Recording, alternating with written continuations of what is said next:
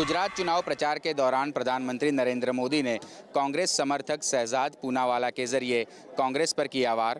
PM ने कहा कि लोकशाही को दबाना कांग्रेस को विरासत में मिला है। कांग्रेस उपाध्यक्ष राहुल गांधी जल्द ही कांग्रेस के अध्यक्ष बनने वाले हैं, लेकिन शहजाद पूनावाला ने इस प्रक्रिया पर सवाल उठाया। आज गुजरात चुनाव प्रचार के दौरान प्रधानमंत्री नरेंद्र मोदी ने कांग्रेस परिवार पर कांग्रेस समर्थक शहजाद पूनावाला के जरिए वार किया। कोई शहजाद नामनो जवानीओ छे, एणे शहजादाने પડકાર કર્યો છે। એણે કોંગ્રેસની ચૂંટણીમાં રિગિંગ થઈ રહ્યું છે। કોંગ્રેસની ચૂંટણીમાં લોકશાહી મૂલ્યોનો સરેઆમ ધજ્જિયા ઉડી રહી છે। પોતે કોંગ્રેસનો કાર્યકર્તા છે। પાછો મહારાષ્ટ્ર કોંગ્રેસનો જવાબદાર કાર્યકર્તા છે। અને ટોલરન્સ ટોલરન્સ ટોલરન્સ ટોલરન્સ એટલું બધું વકર્યું છે कि कांग्रेस पार्टी फतवो बाहर पाड़ो। मेरा जो ताज़ा अनुभव है वो यही है, क्योंकि जब मैंने सवाल उठाए, सवाल किस लिए उठाए, मैंने ये नहीं कहा कि मुझे टिकट चाहिए अमेठी का। गुजरात के सुरेंद्रनगर में प्रधानमंत्री नरेंद्र मोदी ने गुजराती कार्ड खेलते हुए कहा कि जब मैं दिल्ली में हूं तो गुजरात की जनता को चिंता करने की जरूरत नहीं है। सुरेंद्रनगर से हितल खत्री के साथ पूराव पटेल, न्यूज नेशन। गुजरात विधानसभा चुनाव के मद्देनजर प्रचार के आखिरी दौर में जुटे दिग्गज सूरत में हार्दिक पटेल ने कहा, हमें हमारा अधिकार दे दो, घर बैठ जाएंगे। गुजरात विधानसभा चुनाव के लिए कांग्रेस को समर्थन देने वाले पाटीदार नेता हार्दिक पटेल ने सूरत में रोड शो किया है। हार्दिक लगातार भारतीय जनता पार्टी पर आरक्षण को लेकर निशाना साधे हुए हैं। उनका ये विरोध राज्य में भारतीय जनता पार्टी के लिए गले की फांस बनता जा रहा है। दूसरी ओर हार्दिक ने रूपाणी सरकार को जीएसटी और नोटबंदी पर घेरने की कोशिश की है। बता दें कि गुजरात में 2 चरणों में विधानसभा चुनाव होना है। पहले चरण के लिए 9 दिसंबर को वोट डाले जाएंगे, वहीं 14 दिसंबर को दूसरे चरण की वोटिंग होगी। चुनाव के नतीजों का ऐलान 18 दिसंबर को किया जाएगा। गुजरात के सियासी रण में सभी सियासी दलों ने पूरी ताकत झोंक दी है। गुजरात के 80 सीटों में पटेलों की भूमिका अहम मानी जाती है। वीडियो जर्नलिस्ट हरीश शर्मा के साथ मोहित राज दुबे, न्यूज नेशन। योग गुरु बाबा रामदेव ने आज मुख्यमंत्री योगी आदित्यनाथ से मुलाकात की। इस मुलाकात में बाबा रामदेव ने गौरक्षा और गौ संरक्षण को लेकर योगी आदित्यनाथ के सामने कई प्रस्ताव रखे। राजधानी लखनऊ में मुख्यमंत्री योगी आदित्यनाथ से आज योग गुरु बाबा रामदेव ने उनके आवास 5 कालिदास मार्ग पर मुलाकात की। लगभग 1 घंटे चली इस मुलाकात में योग गुरु ने कई मुद्दों पर चर्चा की। हमारी कोशिश होगी कि 2018 में हम नोएडा वाले कार्य को भी मूर्त रूप दे सके, और इसके अलावा जैसे मैंने आपको कहा, शिक्षा, गौ एवं कृषि का क्षेत्र और दूसरे और धर्म, अध्यात्म और संस्कृति से कुछ जुड़े हुए विषयों पर कुछ मूर्त रूप हम कुछ कार्य कर सकें, वैसा हमारा प्रयास रहेगा।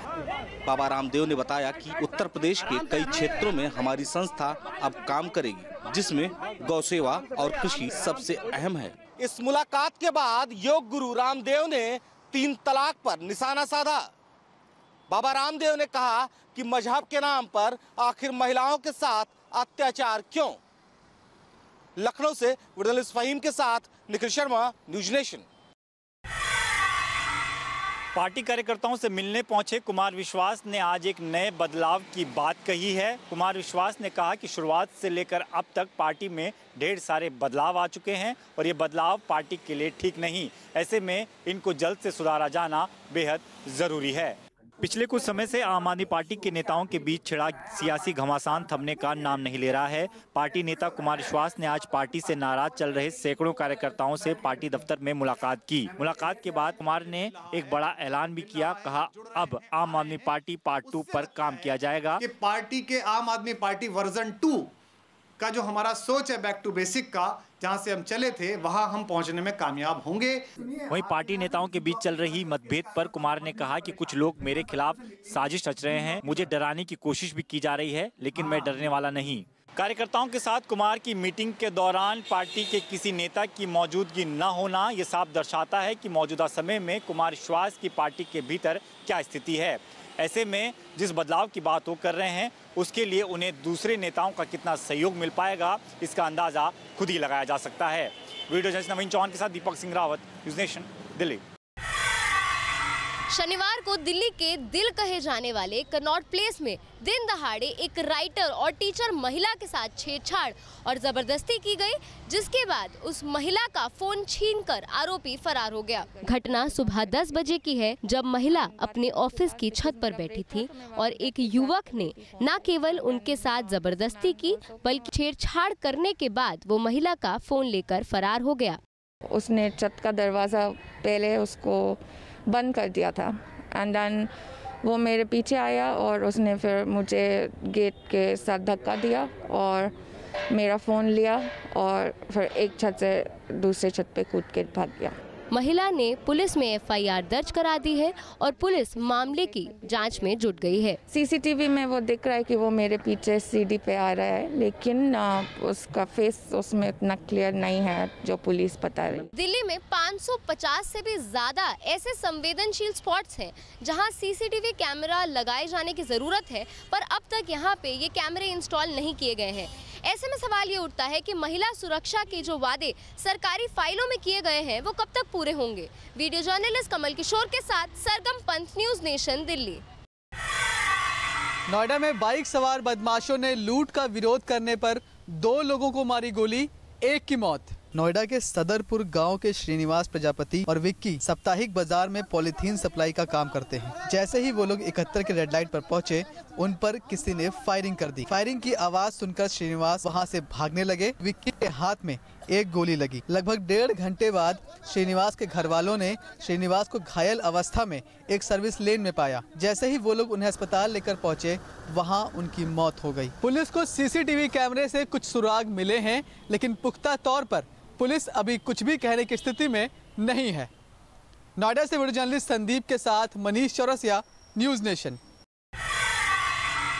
चक्रवाती तूफान ओखी से बचे 500 मछुआरों को ढूंढकर सुरक्षित जगहों में ठहराया गया है। करीब 1000 मछुआरे अभी भी लापता हैं। उनके परिजन अभी भी प्रदर्शन कर रहे हैं। ओखी तूफान की तबाही से तमिलनाडु के तटीय इलाकों में रहने वाले अभी भी पीड़ित हैं। करीब 600 ईबी लाइन कट चुकी हैं। कई जगहों में सड़कें चलने लायक नहीं हैं। मछुआरों के सर्च एंड रेस्क्यू ऑपरेशन के लिए 20 जहाज, 8 हवाई जहाज और 5 हेलीकॉप्टर लगातार काम कर रहे हैं। कुछ मछुआरे ओखी से बचने के लिए लक्षद्वीप, केरला और महाराष्ट्र चले गए। 6 तारीख के बाद ओखी की तीव्रता कम होने पर वे वापस लौटेंगे। मौसम विभाग का कहना है कि लो प्रेशर के कारण अगले 24 घंटे में उत्तर तमिलनाडु और दक्षिण आंध्र में भारी बारिश होने की संभावना है। ओखी की तबाही से निपटने के लिए मुख्यमंत्री ने केंद्रीय गृह मंत्री राजनाथ सिंह से मदद मांगा है। कल रक्षा मंत्री निर्मला सीतारमण ओखी प्रभावित कन्याकुमारी का दौरा करेंगी। राज्य सरकार पूरी तेजी के साथ राहत कार्य कर रही है और साथ ही केंद्र सरकार ने भी मदद देने का आश्वासन दिया है। वीडियो जर्नलिस्ट पारसारथी के साथ श्री प्रपंच, न्यूज़ नेशन, चेन्नई। वाराणसी से गिरफ्तार आतंकी नईम की निशानदेही पर गोपालगंज बिहार से बेदार बख्त नाम के एक संदिग्ध को गिरफ्तार किया गया है। बेदार बख्त उर्फ धन्नू राजा के नाम से जिस संदिग्ध को एनआईए ने गोपालगंज के जोधापुर चौक से गिरफ्तार किया है, वो एनएसयूआई का जिला सचिव भी बताया जा रहा है। एनआईए ने वाराणसी से पकड़े गए लश्कर संदिग्ध शेख अब्दुल नईम से हुई पूछताछ के बाद बेदार वक्त को गिरफ्तार किया है। ये जो बेदार वक्त है, ये खुद को एनएसयूआई का अपना कार्यकर्ता बताता है, जिला का अध्यक्ष बताता है, लेकिन जो है इस तरह की जो बात में कितना सच्चाई है या कितना इसमें दम है, उस चीज की जानकारी जो है, जो कंसर्न पॉलिटिकल पार्टी के रिप्रेजेंटेटिव हैं, उनसे बात करके हो सकती है। और इनको जो है वो 1/12/2017 को रिमांड पर लेकर और एनआईए जो है वो दिल्ली चली गई है। बताया जा रहा है कि भारतीय खुफिया एनसी और सुरक्षा एनसीओ को गोपालगंज से आतंकी कनेक्शन के जुड़े होने के इनपुट मिले थे, जिसके बाद ये कार्रवाई की गई है। बेदार की गिरफ्तारी के बाद गोपालगंज सहित पूर्वांचल और वाराणसी के पुलिस को अलर्ट पर रहने को कह दिया गया है। वाराणसी से पकड़ा गया नईम कई राज के खुलासे करने वाला है। इसके अलावा एनआईए लगातार ये कोशिश कर रही है कि देश में और कहां-कहां इसके तार जुड़े हुए हो सकते हैं। वीडियो जर्नलिस्ट विपिन सिंह के साथ Sushant Mukherjee, news nation, Varanasi. Bhopal gas कांड की 33वीं बरसी पर गैस पीड़ित संगठनों ने भोपाल में रैली निकालकर विरोध जताया। प्रदेश और देश की सरकार से अपने लिए मुआवजे की मांग भी की। विश्व की सबसे भीषण औद्योगिक त्रासदी माने जाने वाली भोपाल गैस कांड की 33वीं बरसी पर पीड़ितों का गुस्सा एक बार फिर नजर आया।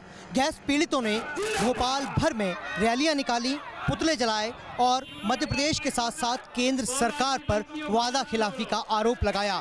गैस पीड़ितों का सीधा आरोप है कि लगातार आश्वासनों के बावजूद ना तो उनके इलाज का मुकम्मल इंतजाम किया गया है और ना ही गैस पीड़ितों के पुनर्वास की दिशा में कोई पहल की गई है।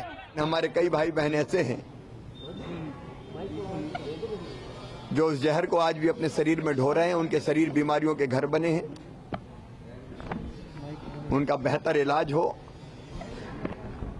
इसकी व्यवस्थाएं भी की गई है। गैस पीड़ित संगठनों का आरोप है कि पिछले 33 साल से सरकारों की तरफ से उन्हें सिर्फ और सिर्फ दिलासा दिया जा रहा है और इलाज और पुनर्वास के मुद्दे पर अब तक उनकी आवाज सुनी नहीं गई है। वीडियो जर्नलिस्ट अभय के साथ नीरज श्रीवास्तव, न्यूज नेशन, भोपाल।